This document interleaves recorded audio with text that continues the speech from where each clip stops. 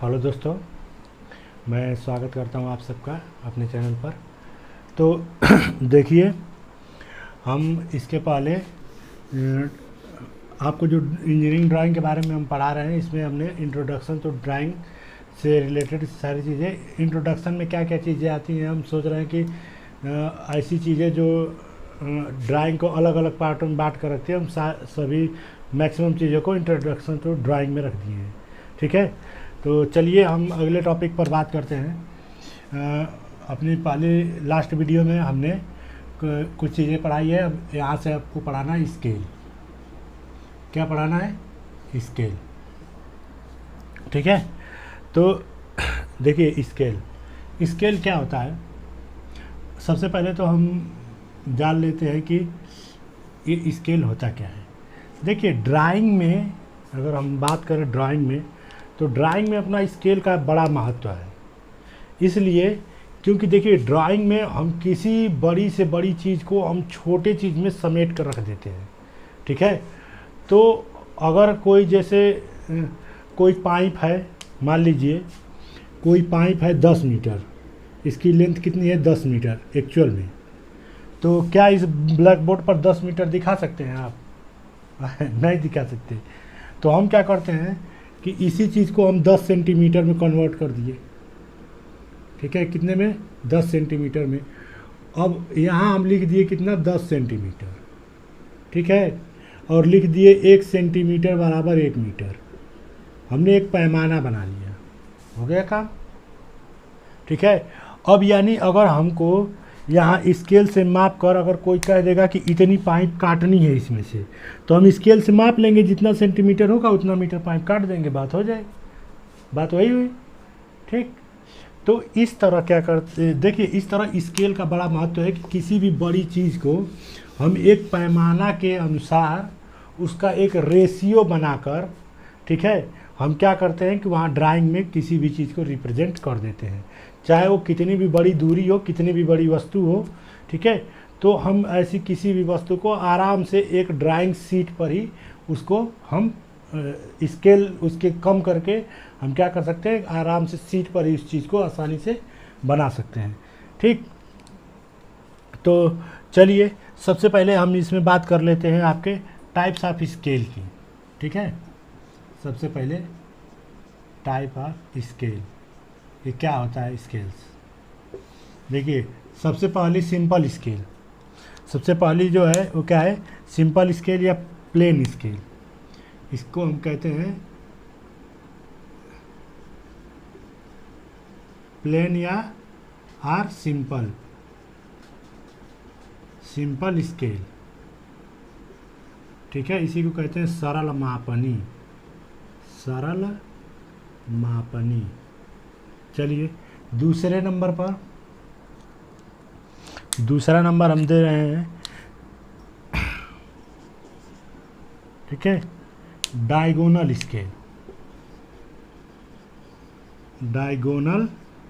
Scale. इसको हम कहते हैं विकर्ण मापनी। क्या कहते हैं? विकर्ण मापनी। तीसरे नंबर पर होती है चॉर्ड स्केल। तीसरे नंबर पर होती है चॉर्ड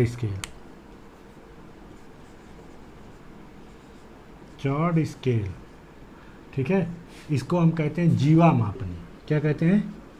जीवा मापनी। इसके बाद जो होता है आपका, देखिए ये ड्राइंग में ये इम्पोर्टेंट है, ये तीनों ड्राइंग में जब हम ग्राफिक करते हैं, किसी भी स्केचिंग करते हैं, ग्राफिक करते हैं, आर्थोग्राफी बनाते हैं, किसी वस्तु के बारे में हम अगर ड्राइंग में बना रहे हैं, तो देखिए ये तीनों स्केल ज़्यादातर यूज़ की जाती है। ठीक है, किसी डिस्टेंस को या किसी माप को दिखाने के लिए। बाकी इसके अलावा और भी स्केल्स होती हैं जो फिजिकली वर्क में आती हैं। किस में आती हैं? फिजिकली। ये होता है, अब ग्राफिकली यूज़ में आती हैं ये सब। ग्राफिकली का मतलब ये हुआ कि इसका हम रेशियो कम बेसी करके इस तरह करके रखते हैं। लेकिन कुछ चीज़ें जो हम वास्तव में मापते हैं, रियल में जो हम मापते हैं, जैसे कि हम बात कर दें, ठीक है, वर्नियर वर्नियर स्केल, ठीक है। वर्नियर तो आप जानते ही हो, वर्नियर मापी इसे कहते हैं, वर्नियर मापी। भाई वर्नियर स्केल से, इसके बारे में तो आप लोग जानते हैं, वर्नियर स्केल से क्या मापा जाता है, ठीक है। Comparative scale, comparative scale, comparative scale तुलनात्मक मापनी, मापनी, ठीक। छठवें नंबर की बात करें, आइसोमेट्रिक स्केल, आइसोमेट्रिक स्केल, ठीक है। इसको हिंदी में हम कहते हैं त्रिसम लंबाक्ष मापनी। वाह क्या नाम है त्रिसम लंबाक्ष मापनी। ये तो पहली बार हम हिंदी में सुन रहे हैं, इतना बड़ा नाम, इतना भयंकर इसका नाम है, ठीक है। तो ये आपकी स्केल्स हो गई। तो देखिए जनरली स्केल के बारे में देखिए, हम ड्राइंग में हमने पहले ही बता रखा था कि ड्राइंग में यही तीनों आपके यूज़फुल हैं, बाकी ये जो होती है फिजिकली ज़्यादातर होती हैं, ठीक है। इसमें स्केल है। तो चलिए स्केल के बारे में और थोड़ा सा हम आगे बढ़ते हैं।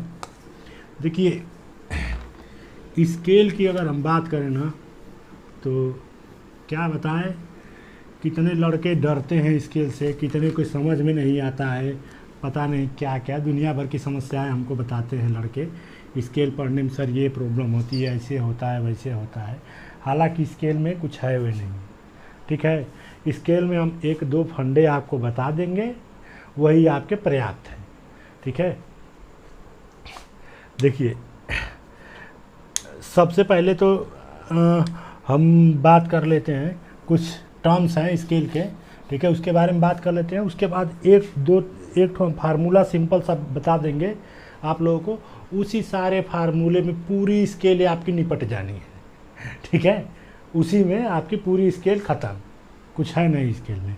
तो चलिए हम सबसे पहले बेसिक जानकारी के लिए हम जो चीज़ें विस्तृत में लिख रहे हैं, पढ़ रहे हैं, बता रहे हैं, वो आपको बेसिक जानकारी के लिए है कि आप स्केल के बारे में थोड़ा जानते रहो। जैसे स्केल देखिए, एक होता है स्केल की अगर हम बात करें तो स्केल में होता है, जी थोड़ा सा, रिप्रेजेंटेटिव फ्रैक्शन। ये क्या होता है?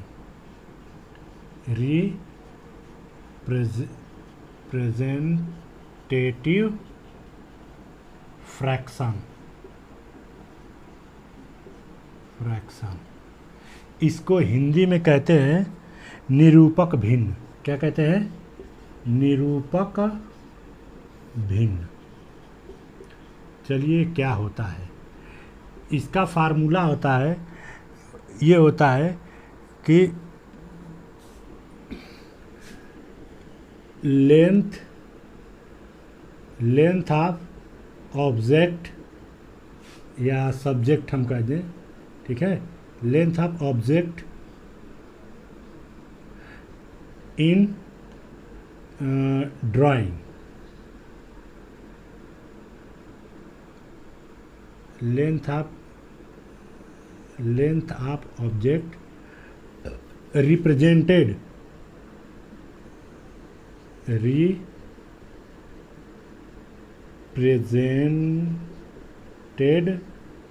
इन drawing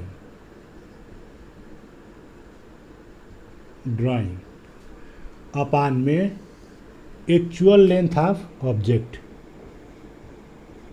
actual length of object, ठीक है।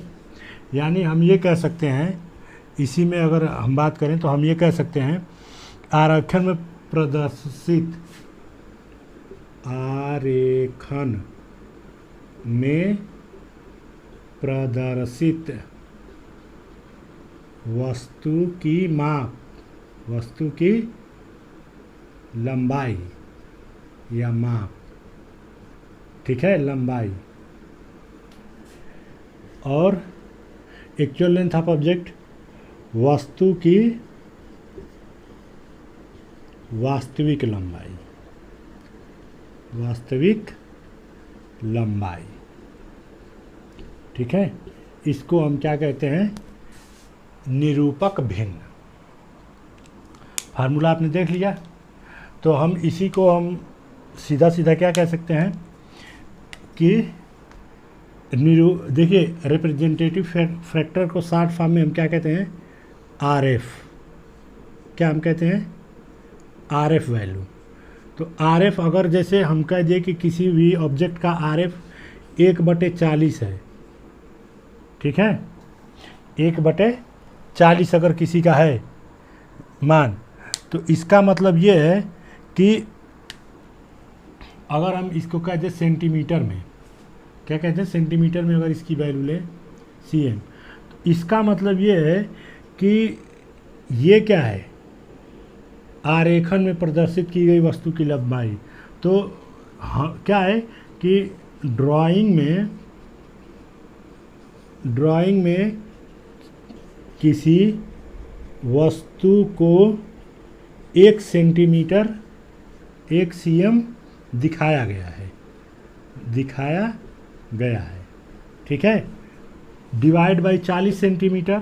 तो देखिए 1 सेंटीमीटर अगर किसी ड्राइंग में वस्तु को दिखाया गया है, तो वह वस्तु वास्तव में कितने सेंटीमीटर की है, 40 सेंटीमीटर की है।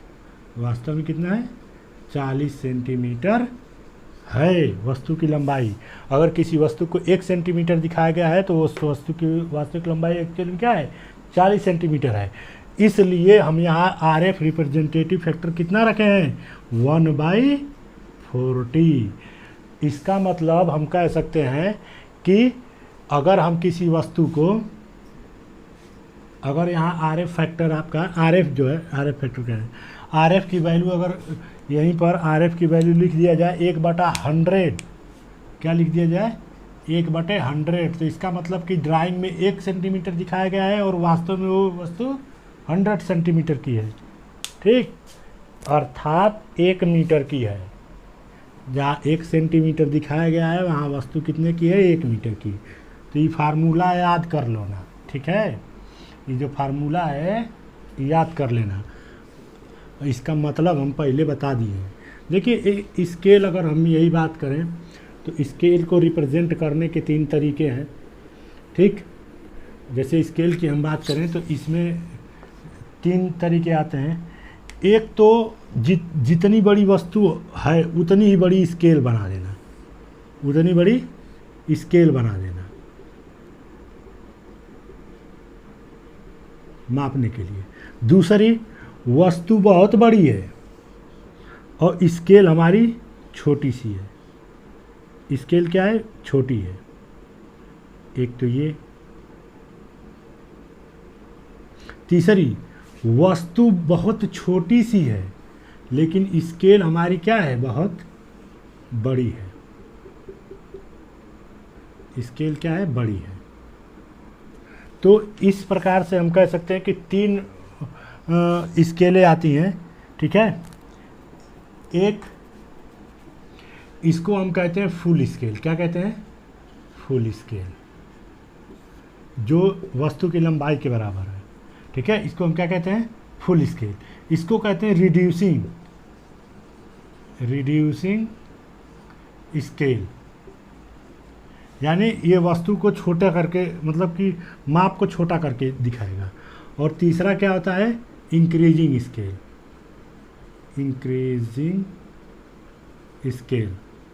ठीक है, इंक्रीजिंग स्केल, यानी ये कोई वस्तु छोटी है लेकिन उसको बड़ा करके दिखाया जा रहा है।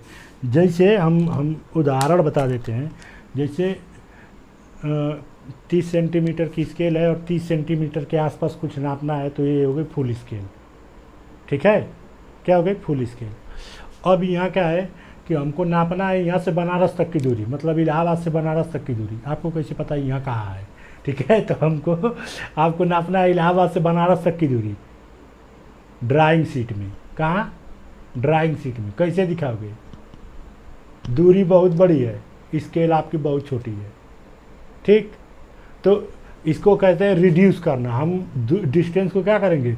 रिड्यूस करके लाकर स्केल में पटक देंगे। हो गया, दिखा दिए। दूसरी चीज़, हमको बैक्टीरिया दिखाना है। क्या दिखाना है? बैक्टीरिया कितना बड़ा होता है आपको भी पता है। बैक्टीरिया दिखाना है, स्केल है इतनी बड़ी, वस्तु है इतनी छोटी सी कि दिख भी नहीं रही है। तो हम क्या करेंगे? स्केल को छोटा कर देंगे, रिड्यूस करेंगे, ठीक है। यानी हम 1 mm को 1 mm होता इतना है कि हम खींच दिए, इतने में आ गए 1 mm, लेकिन वहाँ हम 1 mm को कितना बड़ा दिखाएंगे? इतना बड़ा 1 mm है। कितना बड़ा दिखाएंगे? इतना बड़ा 1 mm है, ठीक है। ऐसा छोटा हम दिखा रहे हैं अभी 1 mm को, ठीक है। तो इस तरह दिखाएंगे। तो हम वहाँ पर क्या करते हैं? स्केल को हम बढ़ा देते हैं बहुत तेज़ी से। तो इस प्रकार की 3 स्केलें होती हैं। तो यहीं पर देखिए, अगर हम RF बात करें तो RF फुल स्केल का 1 होता है। इसका क्या होगा? RF इसका कितना होगा? 1 से कम होता है, 1 से कम होगा, और इसका 1 से अधिक होगा। इसका RF 1 से क्या होगा? 1 से अधिक होगा, अधिक होगा। स्केल हमारी बड़ी है, वास्तविक लंबाई कम है, और इस मापी गई दूरी स्केल बड़ी है। तो RF निकालोगे तो कितना आएगा? 1 से अधिक ना आएगा। इसका देखो, वस्तु की वास्तविक लंबाई बड़ी R है, स्केल हमारी छोटी है, तो क्या हुआ? 1 से कम आएगा। अरे अभी हम बताए ना, RF बराबर क्या होता है? क्या होता है? अरे यार, ऐसा लग रहा है जैसे सामने बैठे हो। RF बराबर होता है, मतलब ड्राइंग में दिखाई गई लेंथ और डिवाइड बाई एक्चुअल लेंथ। तो एक्चुअल लेंथ जिसकी बड़ी होगी उसका मान 1 से कम ही ना आएगा। तो एक्चुअल लेंथ यहाँ बड़ी है तो 1 से मान कम आता है। यहाँ पर एक्चुअल लेंथ क्या है? कम है। एक्चुअल लेंथ क्या है? कम है, तो इसका मान 1 से बड़ा आ जाता है। और ये जितना स्केल है उतनी बड़ी वस्तु भी है, तो ये दोनों बराबर हो गए, तो इसका मान क्या आता है? 1 आता है। क्या आता है? 1 आता है।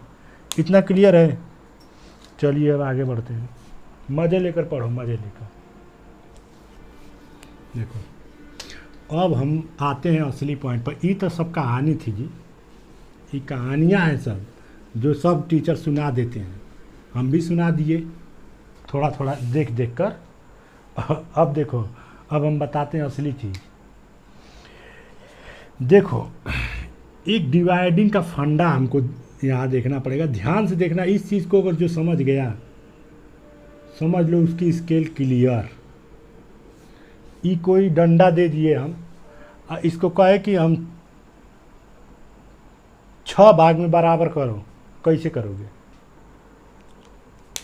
इसकी लेंथ वे नहीं दी है, मान लो कि इसकी लेंथ दी ही नहीं है, ठीक है।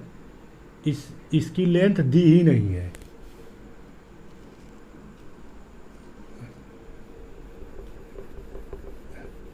समझ रहे हो? यानी इसकी लेंथ नहीं दी है, लेकिन हमने कह दिया कि इसको 6 बराबर भागों में बांटो। कैसे बांटोगे अगर इसकी लेंथ ही नहीं दी है? तो बताओ, कोई तरीका है? देखो हम बताते हैं कैसे बांटोगे। इसी को बांटना आ गया तो आ ही गया, ठीक है। चलो मान लो कि 10 सेंटीमीटर है, 10 सेंटीमीटर है, बांटना है 7 भाग में। कितने भाग में बांटना है? 7 भाग में बांटना है। कौन सी मैथ लगाओगे? कैलकुलेशन ही करते रह जाओगे, ठीक है। हम कह दिए 3 भागों में बांटो, 10 को 3 से डिवाइड करके थोड़ा बता देना जब कट जाए हमको, तो ठीक है। काटना, और जब कट जाए ना तो हमको भी बता देना कि कट गया था सर। ठीक है। चलो, तो हम क्या बात करते हैं? 7 भागों में इसको बांटना है। तो देखो, 7 भागों में बांटने का एक सिंपल तरीका है। यहाँ से एक लाइन ले लो, ठीक है, एक सिंपल लाइन ले लो इसके कॉर्नर से, और एक कंपास जानते हो ना, कंपास तो पढ़ाए ही थे जी, जो ऐसे आर्क लगाते हैं, ऐसे आर्क लगाते हैं। कंपास लंगड़ा प्रकार जिसे कहते हैं, गोला प्रकार कहते हैं, पता नहीं कौन कौन। तो चलो हम क्या किए कि यहीं से आर्क लगाना शुरू किए। पहला आर्क, दूसरा आर्क, तीसरा आर्क, चौथा आर्क, पांचवा आर्क, छठा आर्क, ये भैया ये तो कम पड़ गई लेनी है, ये सातवां आर्क।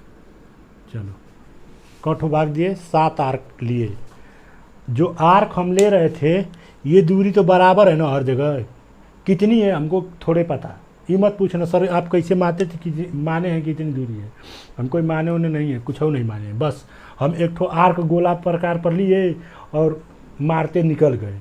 पहले यहाँ से मारे, फिर यहाँ इसी जहाँ ये कट किया है यहीं पर फिर नीडी लगाए, दूसरा मारे, फिर वहीं पर नीडी लगाए, तीसरा मारे, ऐसे मारते हुए निकल गए। हमको नहीं पता है कितनी डिस्टेंस है, बस हमको ये पता है कि 1 2 3 4 5 6 7 भाग में बांट दिया है इस लाइन को, ये हमको पता है। ठीक, अब हम जानते हो क्या किए, पैरेलल लाइन खींचना कितने लोगों को आता है जी?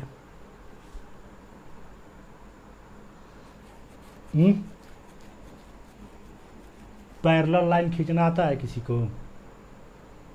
नहीं आता है। देखो अगर कोनो लाइन गई है, ठीक है, देखो पैरेलल लाइन सेट स्क्वायर अगर रहता है यहीं पर तो हम तुमको सिखा देते पैरेलल लाइन कैसे खींचा जाता है। एक ठो ऐसे लाइन है इसी के बराबर, एक ऐसी लाइन खींचो जो हर जगह इस दोनों का मान क्या है, बराबर है। ठीक है, तो क्या आती है, पैरेलल लाइन आती है। अब देखो यहाँ पर क्या है कि सबसे पहले हम इस पॉइंट से एक लाइन खींच लेंगे, ई वाला, ठीक है, एक लाइन खींच लेंगे और इसी के बराबर हम पैरेलल स्केल करके लेकर आएंगे यहाँ। ठीक है, यहाँ से दूसरी पैरेलल लाइन खींचेंगे, कट करेगी यहाँ, अरे तीसरी खींचेंगे, कट करेगी, चौथी खींचेंगे, कट करेगी, पाँचवीं खींचेंगे, छठवीं, आई सातवीं खींचेंगे। देख लिए जादू, देखे कि नहीं? बात समझ में आई? कहो कि नहीं समझ में आई? ये दूरी क्या है हमको नहीं पता, लेकिन अगर ये सारी दूरियां बराबर होगी आपस में, अगर ये सब बराबर होगी तो ये भी क्या होगी आपस में, सब बराबर होंगी। ठीक है, इससे हम रिलेटेड एक तो प्रमेय भी पढ़ा देंगे तुमको। कभी हाई स्कूल में ज्योमेट्री पढ़े हो कि नहीं? नहीं पढ़े हो, जाकर उठाकर फिर से पढ़ लेना, समझ में आ जाएगा। ठीक है, तो कितने भागों में बांट दिए?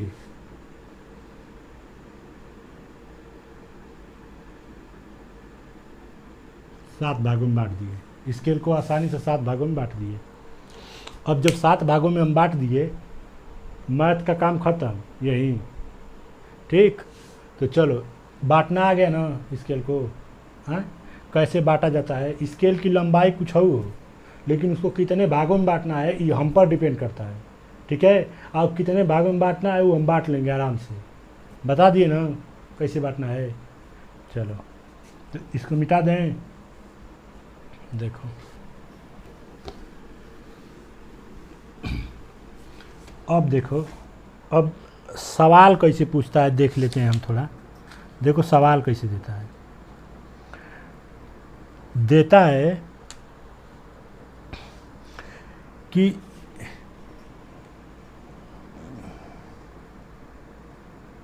एक स्केल है जिसका आरएफ जो है, आरएफ है 1/5। कितना है? 1/5 है। और इस स्केल पर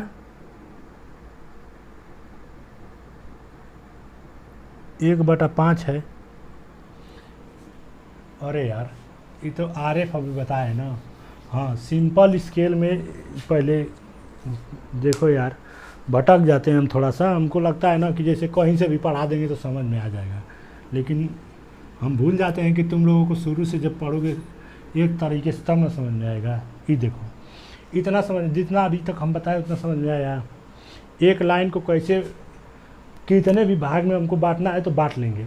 बस ये है समस्या, ये है कि अलग अलग भाग नहीं होने चाहिए भाग इक्वल होने चाहिए।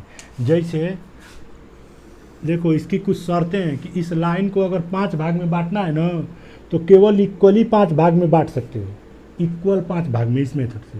ये नहीं है कि पहले 4 भाग, पहले जैसे 10, मान लो कि 10 सेंटीमीटर की ये लाइन है, 10 सेंटीमीटर की, हम कहें इसको 5 भाग में बांटो। पहला 3 सेंटीमीटर होना चाहिए और दूसरा 21 सेंटीमीटर हो, फिर 2 सेंटीमीटर हो, फिर 3 सेंटीमीटर हो, फिर 21 सेंटीमीटर हो, तो गड़बड़ा जाएगा। ठीक, इसको अगर बांटना है इस मेथड से तो इसकी शर्त क्या है कि ये जब भी बांटेंगे हम इक्वली बांटेंगे इसको, इसके सारे भाग क्या होंगे, इक्वल होंगे। तो इसका मतलब हम पहले एक लाइन ऐसे खींचेंगे, इसको 5 भाग में बांटना है तो पहले इसको 5 भाग में बांटो। ठीक है, दूरी कैसे लोगे, दूरी तुमको नहीं पता तो गोला प्रकार उठाओ और एक ठो दूरी फिक्स करो ऐसे, 1 2 3 4 5 ऐसे फिक्स कर लिए, हो गया। ठीक है, गोला प्रकार उठाए फिक्स कर लिए। तो चलो ये अब लास्ट वाले पॉइंट को लास्ट से ऐसे मिला दो। ठीक है, और इसके पैरेलल एकदम रेखा खींचते हुए निकल जाओ।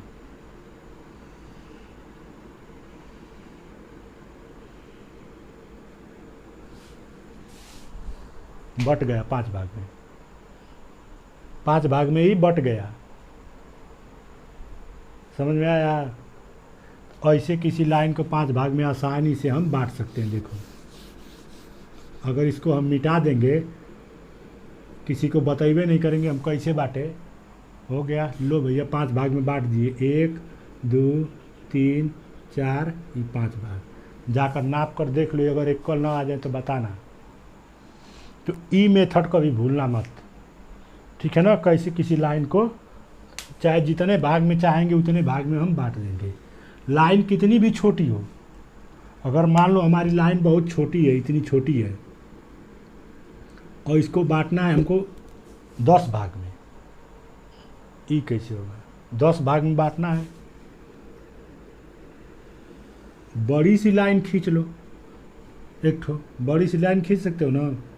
इसको 10 भाग में बांट लो, 1 2 3 4 5 6, चलो 7 भाग में बांटते हैं, ज़्यादा बड़ा हो जाएगा। अब इस पॉइंट को इससे लाकर ऐसे मिला दो। अब जैसे इसका पैरेलल लाइन खींचोगे ना तो यहाँ कर यहीं मिल जाएगी। इसका जब पैरेलल लाइन खींचोगे तो यहाँ कर यहीं मिल जाएगी। इसका पैरेलल लाइन खींचोगे तो यहाँ कर यहीं पर मिल जाएगी। इसका पैरेलल लाइन खींचोगे तो यहाँ कर यहीं पर मिल जाएगी। इसका पैरेलल लाइन खींचोगे तो ये यहाँ पर, और इसका खींचोगे तो ये यहाँ पर। 7 भाग में बट गया। क्या हुआ? 7 भाग में बट गया। देख रहे हो, 1 2 3 4 5 6, ये 7 भाग। अब स्केल नहीं है तो एकदम पैरेलल लाइन खींच कर दिखा देते कैसे बांटेगा। ठीक है, हाथ से खींच रहे हैं तो हाथ तो तनी मैंने हिलिए नहीं जाएगा। अभी कह रहे हो कि सर जी एकदम पैरेलल नहीं है, मतलब बराबर नहीं है। ठीक है, तो चलिए इतना हम बता दिए। अब सिंपल स्केल की शुरुआत करते हैं। पहले टाइम देख लें कितना हो गया जी। चलिए वीडियो काफ़ी बड़ा हो गया। अब हम नेक्स्ट वीडियो में आपको स्केल ख़त्म कर देंगे, चुटकी में ख़त्म होगा। देखना, कहोगे कि सर जी इतने स्केल थी। चलिए ठीक है, तो धन्यवाद।